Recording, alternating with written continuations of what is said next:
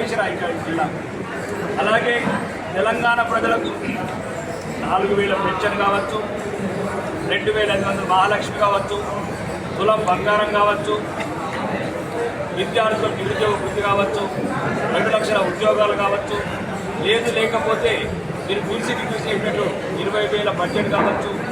అన్ని రకాలుగా అబద్ధాలాడి ఈరోజు రైతుల వ్యతిరేకం, రైతులని ఎండాకాలంలో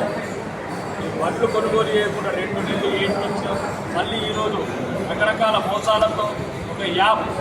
తెలంగాణ రైతుల పట్ల గుదిబండైన ఈ యాప్ని యూరియా పట్ల ఈ రకంగా రైతులను ఇబ్బంది పెడుతూ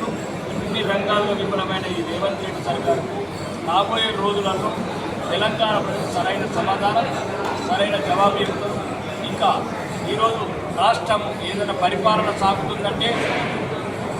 భారతీయ జనతా పార్టీ కేంద్ర ప్రభుత్వం ద్వారానే. తెలంగాణలో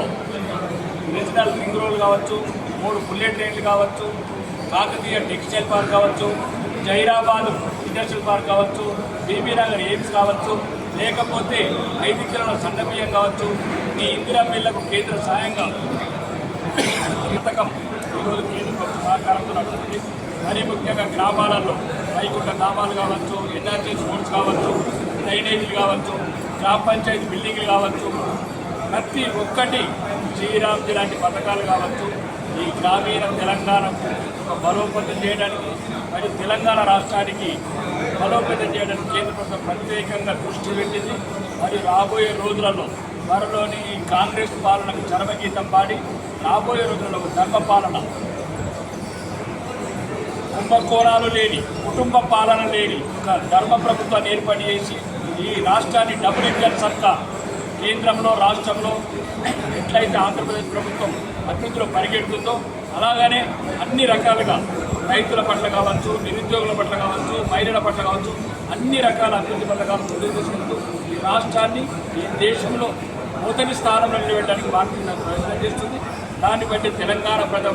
ప్రజలని చైతన్యవంతం చేయడానికి రేపే దేశ అధ్యక్షుడు భారతీయ జనతా పార్టీ నేషనల్ ప్రెసిడెంట్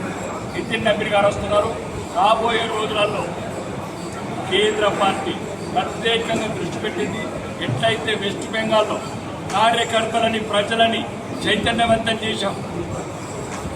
ఏ రకంగా అయితే ప్రజలని ఆ దుర్మార్గ పాలన నుంచి విముక్తి చేశామో రానున్న రోజుల్లో కూడా తెలంగాణలో ప్రజల్ని చైతన్యవంతం చేసి